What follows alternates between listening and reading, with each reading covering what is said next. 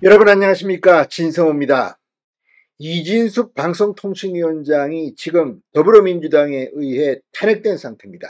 자, 지금 이진숙 방송통신위원장 일시적으로 직무가 정지된 상태입니다. 헌법재판소가 이번에는 좀 빨리 신속하게 기각 혹은 각하 결정을 하면 다시 컴백합니다. 자, 지금까지 무슨 버릇처럼 더불어민주당은 이동관 전 방송통신위원장, 김홍일 전 방송통신위원장 계속해서 탄핵을 하려고 하자 자진 사퇴를 했습니다. 그러나 이번에는 다릅니다. 이진숙 방송통신위원장은 버티기로 했습니다. 헌법재판소에서 합리적인 결정을 할 것이라고 믿기 때문입니다. 자, 그러자 더불어민주당 지금 이진숙이 컴백한다는 공포감에 떠 있는 게 아니냐, 이런 추측이 나오고 있습니다.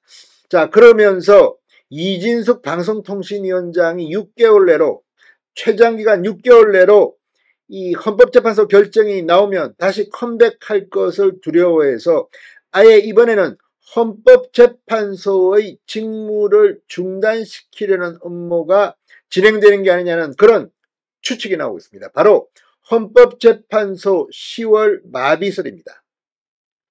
자, 판사 출신인 장동혁 국민의힘 최고위원이 방금 전 MBC 방송에 출연해서 여기에 대해서 굉장히 구체적으로 설명했습니다.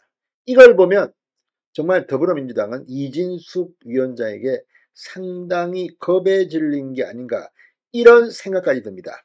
또 이재명 전 민주당 대표, 지금 이재명 전 대표에 대한 이 통신조회를 놓고 민주당이 강하게 반발하고 있습니다. 그런데 문재인 정권 시절 공수처가 당시 야당이었던 자유한국당 의원들의 통신조회를 한 적이 있습니다. 그때는 적법하다고 했습니다.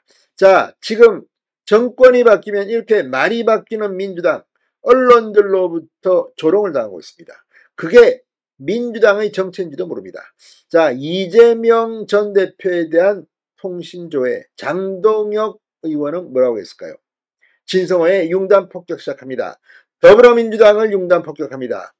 방송에 앞서 아직 진성호 방송에 구독자가 아니신 분은 붉은색 구독 버튼 눌러주십시오. 더 좋은 방송으로 보답하겠습니다.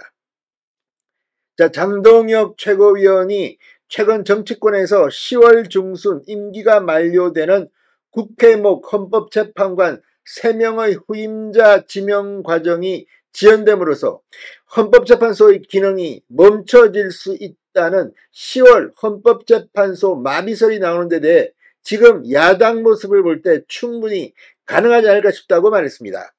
자, 장동혁 최고위원은 방금 전 MBC 라디오 김종배의 시선집중에 나와 야당에서 이진숙 방송통신위원장이 조기에 돌아오면 문제가 있기 때문에 우리가 이것을 최대한 헌재 구성 자체를 늦춰서 이 결정을 늦추도록 하자라고 하는 그 시나리오는 충분히 가능하다고 생각한다고 말했습니다. 자, 지금 이진숙 방송통신위원장 탄핵소추안이 헌법재판소로 지금 넘어가 있는 상태입니다. 6개월 안에 심판을 마무리하도록 되어 있는데 6개월이 가기 전에 10월이 도래한다.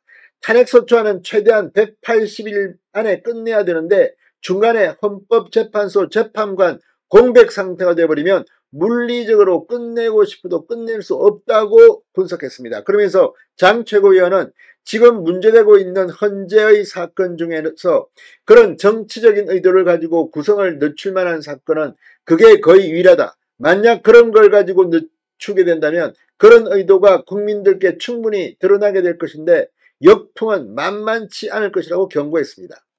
10월까지 임기가 만료되는 헌법재판관 모두 4명입니다.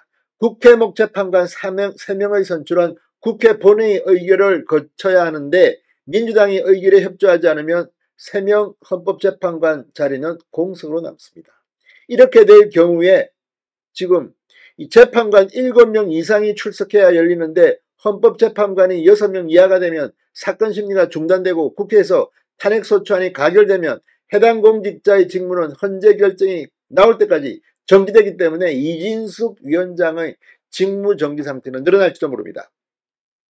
자, 장동혁 최고위원은 또 이 정치인, 언론인에 대한 통신조회에 민주당이 정치 사찰이라고 강력 반발한 데 대해 좀 이해하기 어렵다고 했습니다. 우선 이재명 대표에 대해서 이런 게 이루어졌다라고 해서 발끈할 것이 아니라 예전 공수처 통신조회와 비교했을 때 이번에 이루어진 통신조회 범위의 적정성에 대해서는 한번 따져볼 필요가 있다고 말했습니다. 예전에 국민의힘 의원 거의 전원, 언론인 수백 명에 대하여 민간인에 대해서까지 공수처에서 광범위한 통신조회가 있었는데 그때 검찰에서 파견 갔던 직원 한 분이 손 좀 봐줬다 이런 표현을 해가면서까지 어떤 정치적인 의도가 있었던 것을 드러냈는데 그때 민주당 의원들이 그게 정치 사찰도 아니고 아무것도 아니다 적법한 그다 이렇게만 했다고 꼬집었습니다.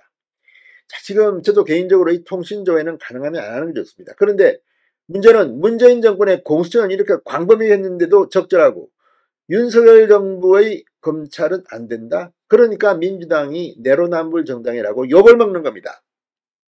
장동혁 최고위원은 수사에 있어서 매우 중요한 가치가 있는 자료이기 때문에 공수처에서 한 것 같은데 그런 걸 두고 사찰이라고 하지는 않지 않나. 자, 그러면서 지금 광범위가 이루어진 것처럼 이야기하지만 의원 숫자나 관련자 숫자를 보면 그때보다는 훨씬 더 범위가 좁다라고 분석했습니다.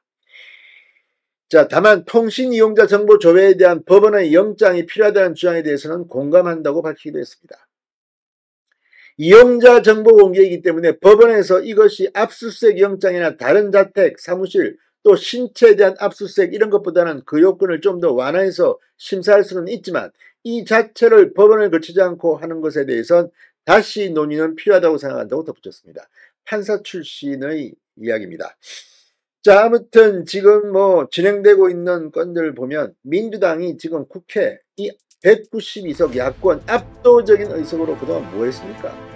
참으로 망신스러운 민주당이라 아니할 수 없습니다. 진성호의 융단 폭격이었습니다. 여러분 감사합니다.